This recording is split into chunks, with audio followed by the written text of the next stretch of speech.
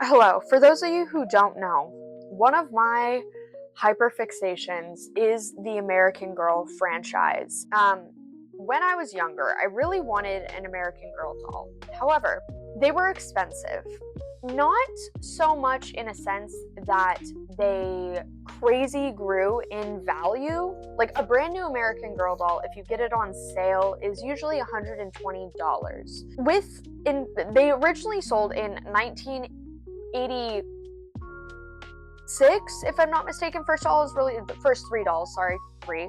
First three dolls is released in 1986 by Pleasant Company, by Pleasant Rowland, who's the creator of American Girl. And then, ultimately, like, as things progress, it's no longer Pleasant Company, it's American Girl doll.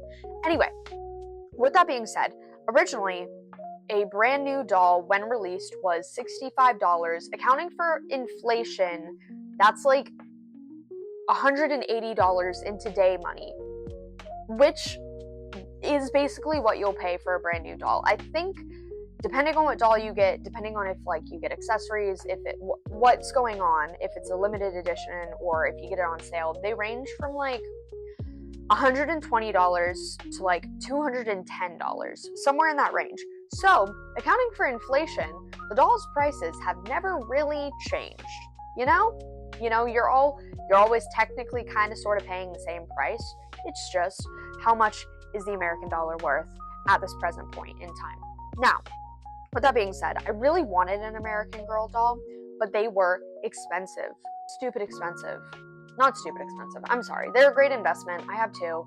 I am in love with them. One of them was a gift, secondhand. I got Mary Ellen Larkin for Christmas a couple years back from a ex-boyfriend's grandma, and she was like one of my prized possessions. And as weird as it is for a 26-year-old to say this, I typically brush her hair. I change her outfits frequently, and she is. If a fire ever occurs, I would risk my life to come and get my doll. Okay? When I graduated with my bachelor's degree, I bought myself a Samantha Parkington because I wanted one of the original three. My main goal is to have all of the original historical dolls. So when Pleasant Rowland releases the American Girl line, we get three dolls. We get Molly McIntyre, Kirsten Larson, and Samantha Parkington. I have Samantha Parkington because Kirsten Larson and Molly McIntyre were sold out. American Girl also, they go and they retire dolls every once in a while, and then they'll bring them out of retirement, like create hype, and then they'll go and they'll bring them back in retirement. They'll retire them again. So you have to be really on your shit to go and get the dolls that you want. There's a couple dolls that I will literally never get my grubby little mitts on because they will never get brought back into production because they're not super duper popular. Okay? Anyway, with that being said, I want to talk about American Girls because I've been deep diving for years. Like I said, this is one of my hyperfixations, and I need someone to talk to about it, and now feels like a great time to talk about it. And so I am going to rank not all of the historical characters because there's 25, but that includes the ones that are included in the actual historical character line and their best friends. So some of the dolls, every once in a while, will do so well, or their friends in their books will be such an important part of the story that they get a doll released. Okay? Samantha Parkington is a good example. She gets a best friend doll released, and it's a little Irish immigrant named Nellie. I will never get my grubby little mitts on a Nellie doll. I'm more likely to win the lottery 3 times at this rate. Those dolls are so sought after, and they're so... Okay, I digress. I'm sorry. Anyway, I'm going to go based on who is in the actual historical, doll line, with maybe a couple of exceptions based on how heated I'm feeling. So, last on my list, I have Courtney Moore, and she is our 1980s doll. Each doll gets some historical context. Obviously, they're historical dolls. So, it goes and it'll explain kind of the environment that these girls are going through, and then it will go and try and relate them directly to the historical events that are going on. Now, I think Courtney has very little good lore. Also, her collection was kind of bad, in my humble opinion. But she represents 1986, and her two main things don't actually directly affect her, which is why she's so low on my list. Her two main historical events that are going on in 1986 are the AIDS epidemic, which does not directly affect her at all, and they barely touch on it in her story, and then the Challenger explosion. And again, she's not directly affected in the slightest. She just watches it with the rest of the country on TV. And it is absolutely horrific, and I'm not trying to diminish that in the slightest. But you'll see as we get further into the list, some of these other girls are getting thrown through the ringer because what is it that every American girl has? Doll or flesh and blood trauma. It's the thing that brings us all together, right? Trauma. We all got it in one way or another. And I just think that Courtney has a really boring story. I wasn't interested in her books. I wasn't really interested in her collection. I did think that the Walkman that she was released with was really cute, but it wasn't enough for me. It just wasn't enough for me. So, we have Courtney. Next, and I wanted her to be one, I wanted to really rank her higher, but the way that they handled this particular character, I was really upset. So we have Mary Ellen Larkin, which, as I said, is the doll I would risk my life for to go and save in a fire. She is the 1950s. And her whole thing is that she has polio. Now, the thing is if you were going to make a doll with some form of a disability, the doll should show the disability. And she has polio. But the doll is it's perfectly proportionate.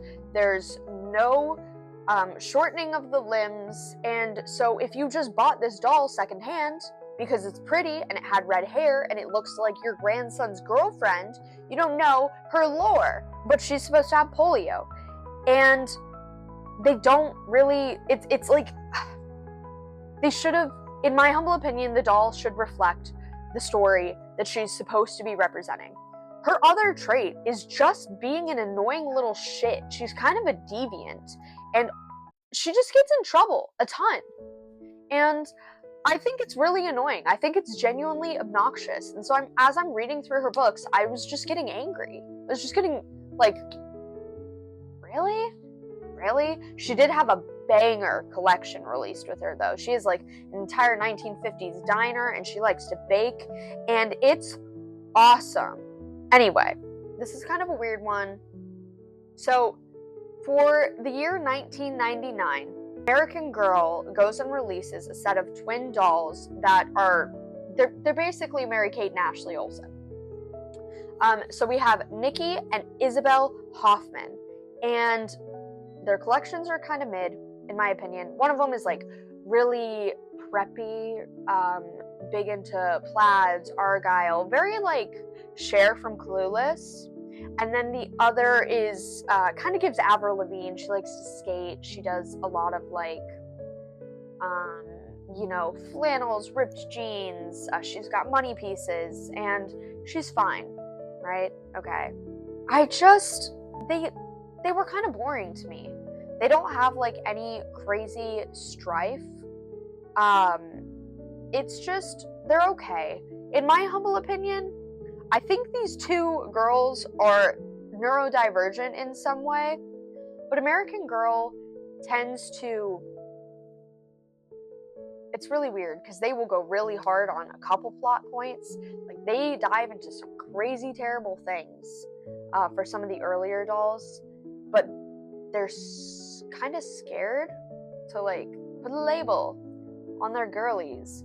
And so in my humble opinion, these two girls, neurodivergent, but they're kind of scared to put dolls on the spectrum. And so they just didn't really stand out to me. Sorry. Representing 1812, this is a doll I would fight a bear for. This is one of my holy grails, and I found it once on Facebook Marketplace. A lady was selling her in relatively good condition for a good price in Florence, and I decided to use my money to buy a gift for someone else.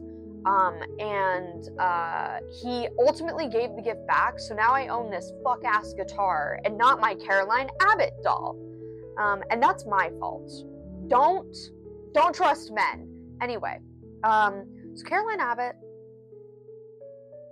she's great.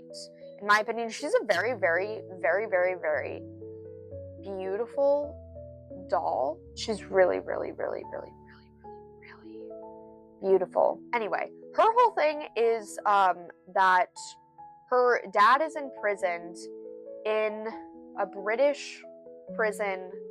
He's a prisoner of war in the War of 1812, apparently. Her whole thing, she likes to sail. Like, that's kind of her thing. She sails, and her dad is in prison, and she, like, died. I don't know. Anyway, she doesn't stand out, but she has a bit more lore than, you know, the 90s twins. I will bring her up, because this doll, her name is Nellie O'Malley. She is an Irish immigrant who was ultimately adopted by Samantha Parkington's neighbor to be an indentured servant, basically. The thing is we get a lot of Nellie's backstory. So Nellie has a couple other siblings.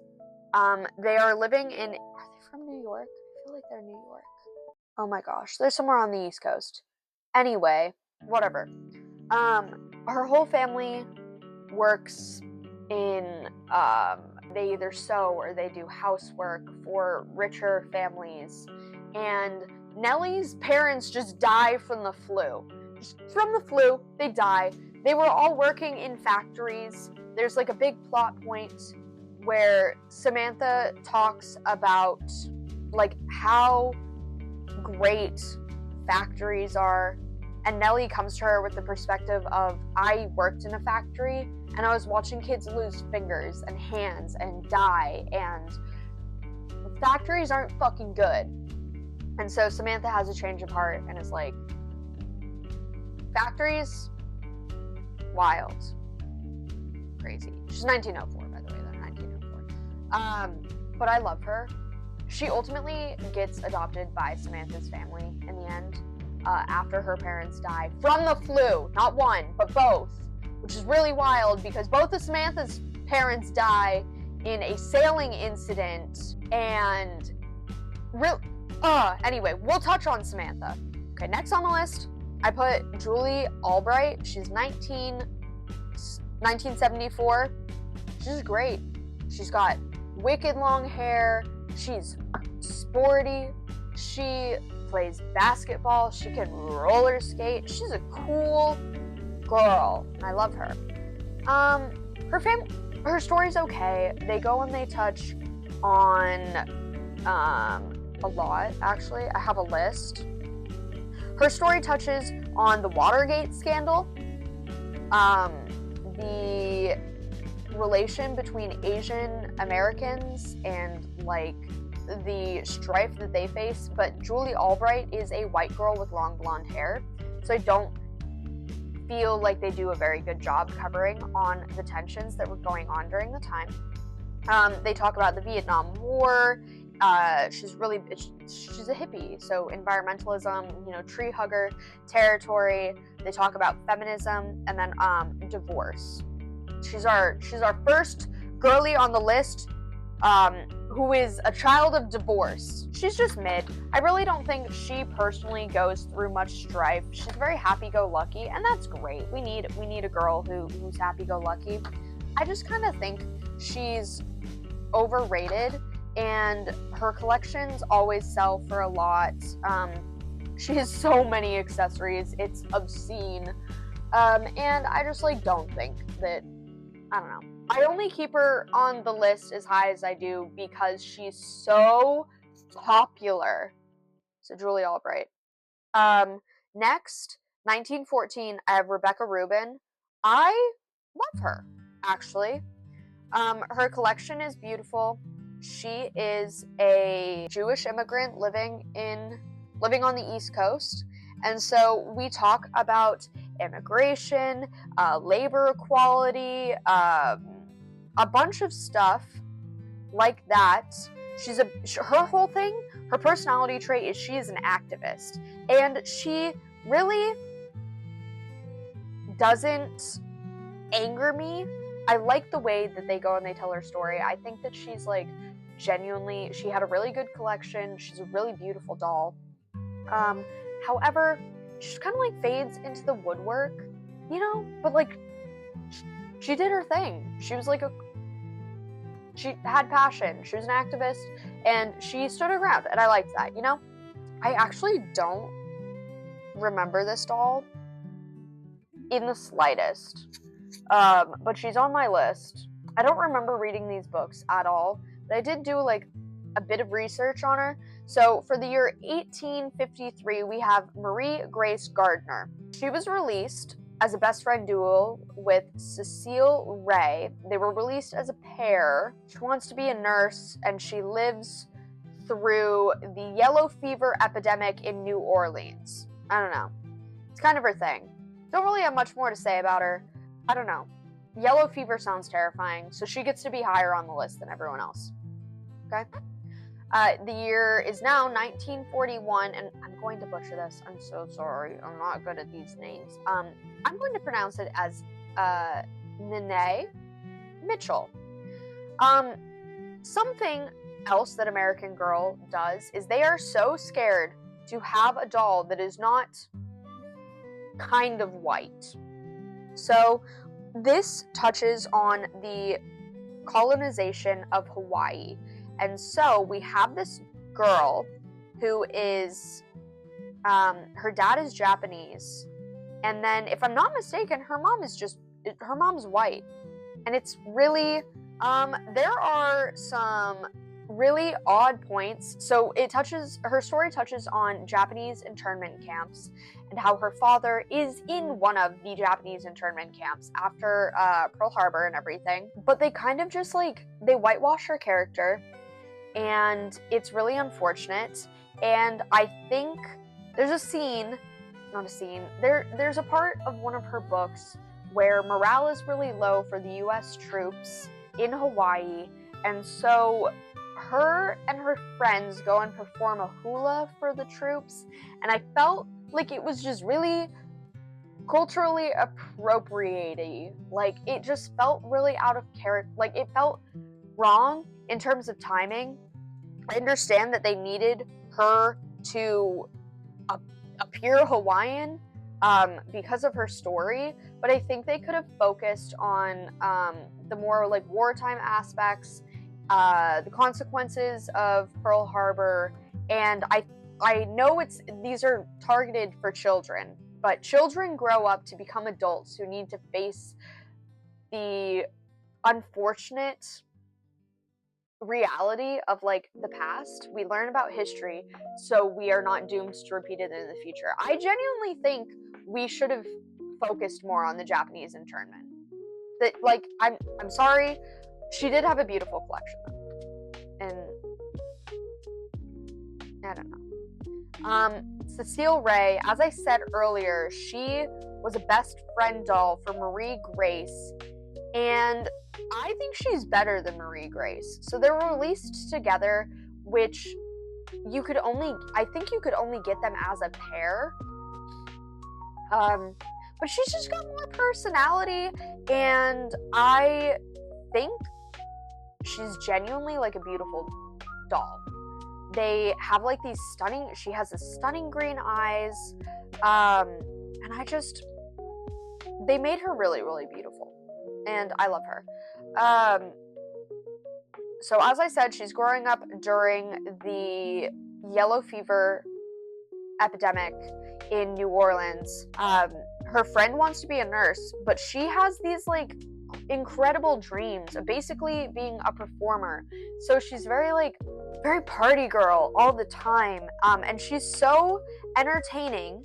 She's very glamorous, but she's so hardworking, and I really like her. She's like not scared to like get into the nitty gritty and down and dirty, and I like that because you kind of see like the duality of this character, where she's very glamorous, glitzy, like she wants to be like an it girl, but she's so willing to go and like get down and dirty, and I really respect that. Next, we have Melody Ellison, and she's 1964. She likes Motown and the 60s. I think her whole thing is every girl has a shtick, if you will. They have like a hobby. I'm pretty sure hers was music. She really liked music. She was a singer, if I'm not mistaken. However, she is a big civil rights activist. This is an African American doll.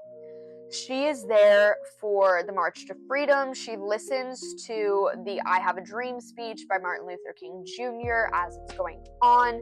She participates in civil rights boycotts. She does the damn thing. She's big in her community. She's helping other African Americans. I don't know what the politically correct term is. Anyway, whatever. African American people go and like register to vote, and it's super cool. And she's like damn good at it. I love her.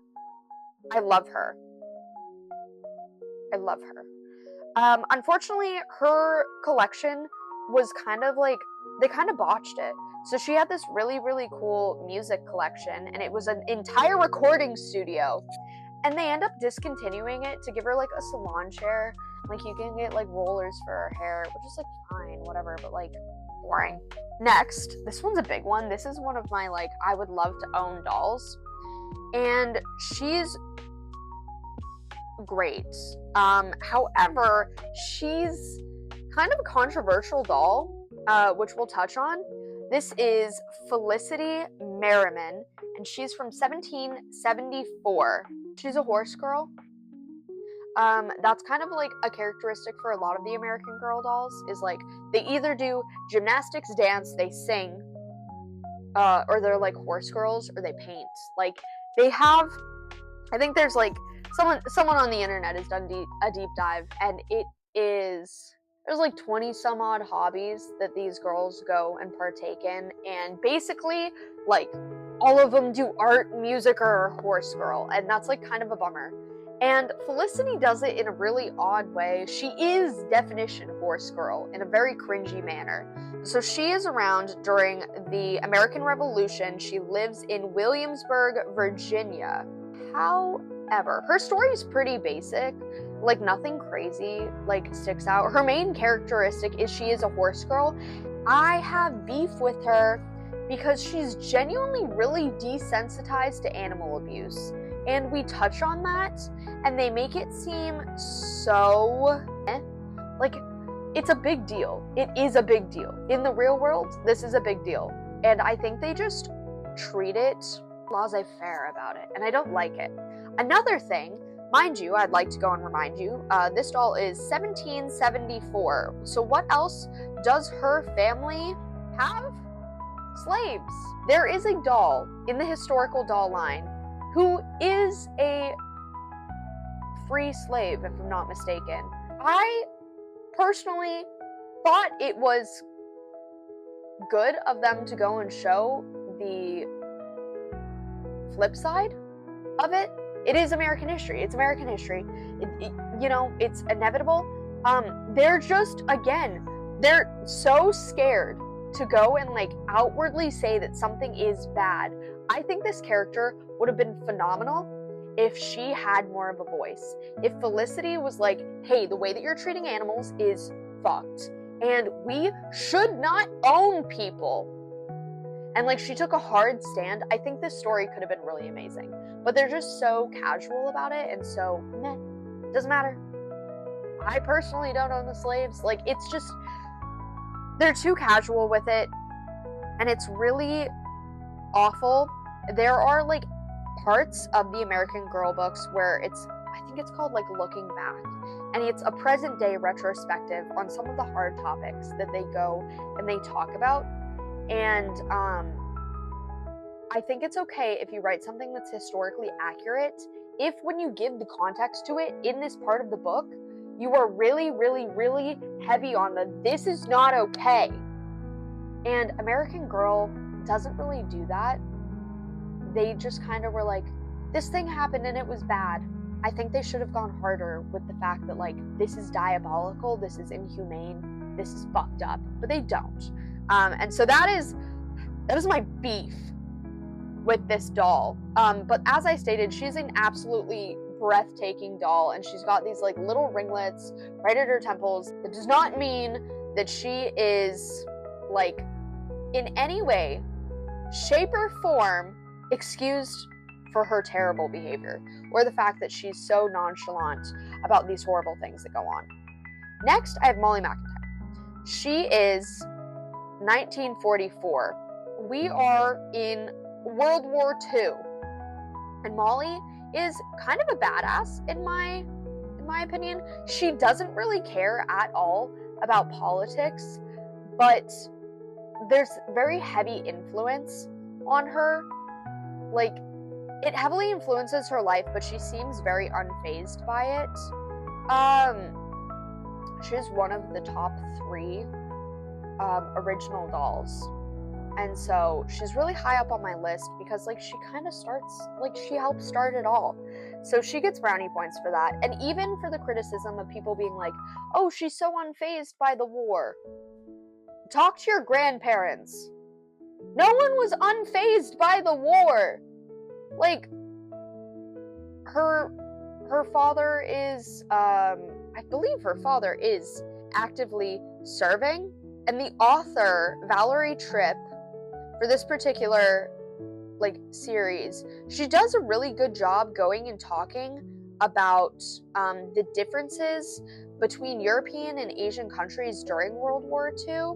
But she's written to be very privileged, and she's a stereotypical white girl in the US. And even if you are living through a hard time, like, she still had a very privileged existence, which you will see some of our other girls don't get in the future. But she just stays really high on my list because she's one of the original 3. I'm going to go to Kaya.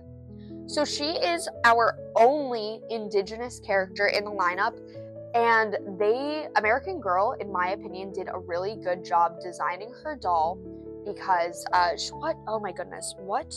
While her doll is getting created, they go and they consult the I'm going to butcher this, the Nez Perce Advisory Board. They go to the tribe that they want this Indigenous girl to be from, and they were talking to them about how to make this doll historically accurate and respectful. So Kaya, if you ever do a side-by-side comparison of any of these dolls, American Girl dolls, let me see if I can show you. Yes, okay. So this is my Mary Ellen. I'm going to bring her up real close and personal. I'm so sorry. You can see their mouths are like ever so slightly open, and you can see teeth. Kaya's doll, however, you cannot see her teeth, and it is a very specific choice that they go and they choose, and it has to do with the culture that she lives in, like baring teeth, not societally appropriate for her tribe. I really appreciate that they put in the work to make sure that the way that this doll looked was respectful towards the culture she's supposed to be representing. And I appreciate that they went to experts and people of that particular tribe. I think they did a phenomenal job, and I really appreciate that. Her whole thing is she's really headstrong, kind of stubborn, and really like does things on a whim, really impulsive at the beginning of her story, and towards the end, there's like she does like a lot of like internal monologuing. Can be kind of hard to follow, but towards the end, she realizes she's not these like things that are inherently bad. She's not incredibly impulsive. She's not too headstrong. She's just strong-willed. She's just growing to be a very strong-willed, like brave girl. I love her. I'm now going to touch on Kirsten Larson. Kirsten Larson was the first story. I read her book. I never had her doll, but my dad would take me to the library and I would check out Kirsten Larson books over and over and over and over and over and over and over again. I don't think anyone at my library ever had an opportunity to go and lay their hands on these books because I had them all and I'd return them, and then my dad would take me back a couple days later and I would check out the exact same books over and over. Like I said, this is my hyperfixation. Kirsten Larson sits in a special place in my heart for a couple reasons. I vividly remember her story, and every time something bad happened, I was like, oh my god. Oh my god. Just a couple of her things. She is a Swedish immigrant, and while they're doing the move from Sweden to America, they have to take a ship. And she makes friends with a girl named Marta. And Marta is her best friend. She has left her entire family and everything back in Sweden, everything she knows. They can't come with a bunch of stuff. She has her doll and Marta. And then Marta dies of cholera. And she watches them take her body off of the ship they're on and just bury her on a random riverbank. And it's so horrible to read. She gets trapped in a snowstorm with her dad. She's attacked by a bear. She accidentally burns down her family's home. She steals from a dead man. And another thing, since we just came from Kaya's story, is white settlers are coming into the Americas and they're displacing all of the indigenous people. She makes friends with one of them. Personally, makes me feel a little icky that she befriends one of the indigenous girls because she doesn't know, but she's so inquisitive about them, about their culture and everything. But the reason that this girl and her entire family have to leave is because a bunch of white folks are overtaking her land. And so they completely and utterly displace these people.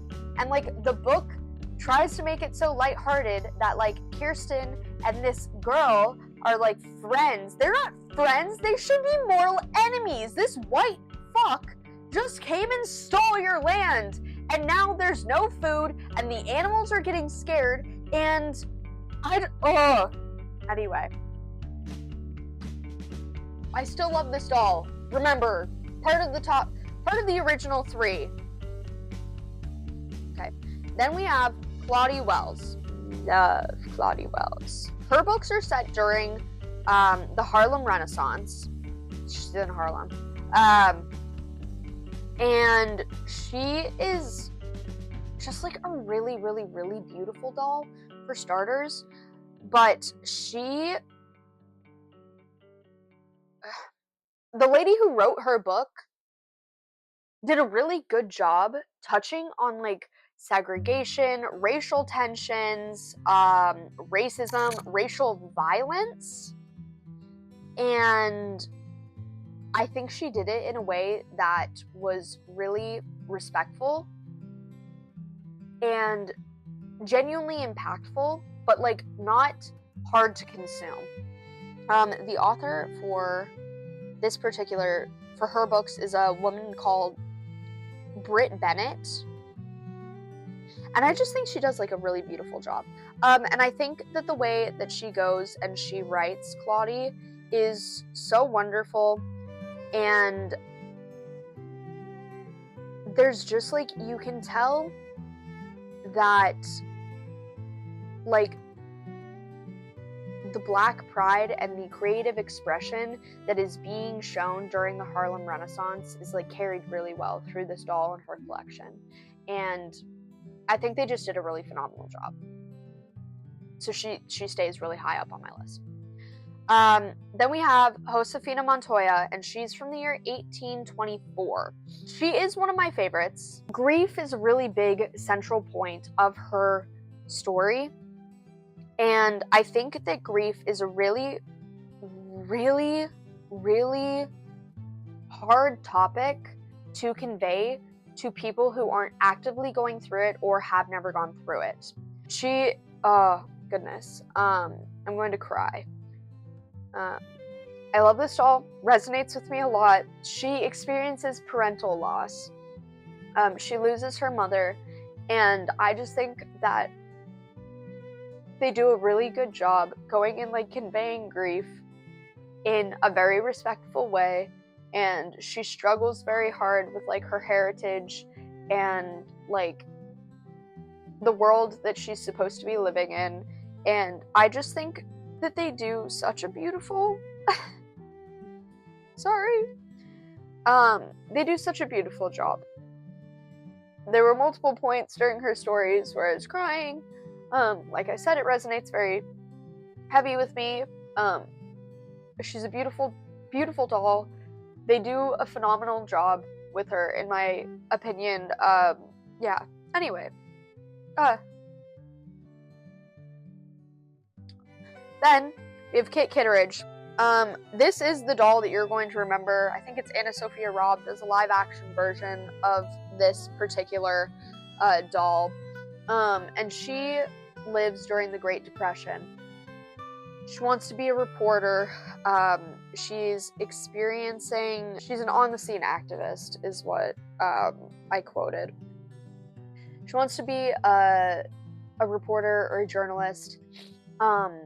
And so she basically, for the entire part of her story, you're learning that her family is obviously, like many others, struggling a ton during the Great Depression. And you follow like a storyline where like her family is on the verge of losing their house. Is she stressed? A little bit. But what does she do? She just runs all over town, and she keeps reporting about all this stuff, and she is such a positive little character. I think she's to me the doll that I remember when I wanted an American Girl doll. I remember Kit Kitteridge, and I think that they did a really beautiful job. I'm down to my last two. I'm gonna get some flack, but at the number 2 spot, I have Samantha Parkington. Samantha Parkington is one of the dolls that I did deep dives into. She is great. She's beautiful. She speaks out about, I touched on this earlier with Nellie, she speaks out heavily against workplace abuse, child labor. One of her traumas is her parents die in a sailing accident, and it's very strange, but she's ultimately adopted by her grandmother, her Grand Mary, and she has a very nice life. She lives a lavish life. Her main trauma, her directly, is that her parents are dead. She's an orphan, but she never enters foster care. She has everything she could possibly need. And it's like, her story to me is super impactful because of her best friend. Because you get to meet Nellie and you learn of Nellie's struggles. And I think this is going to sound so silly. My family were Irish immigrants. And so I remember hearing stories about like fleeing Ireland and the potato famine and like the things that they had to do to get to a spot in life where they were comfortable. I like Samantha Parkington because a lot of her stories focus on Nellie. But again, I'm such a sap for parental loss that reading through the scene where she finds out how her parents died, where her parents died, and the circumstances around it kicked me in the teeth, and I will not be debating that topic anymore. Number 1, Addie Walker, and I will not be taking any flack for this. If you don't agree that Addie Walker has the most traumatic backstory, you are nuts. Addie Walker is an escaped slave, and she is also so beautifully written. She has a really good collection too. Not that that matters, but she's just sent through hoops over and over and over and over and over. She escapes slavery. She then saves her mother from drowning. This is all in book one. She is reunited with her papa later in the series, and I think about it frequently. How beautiful it is, how well it's written, how real it feels, and she just she stays a rock star the entire time she has her stories.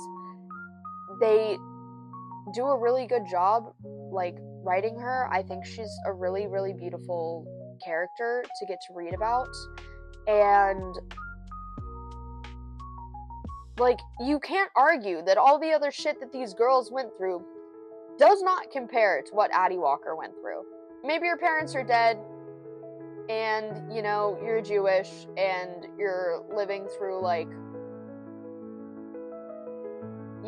cholera and yellow fever, but, she escaped slavery! That's so badass. They put their heart and soul into this doll, and it shows, and she will always be number 1. And so that is my exhaustive rant about American girls and their trauma. So, yeah.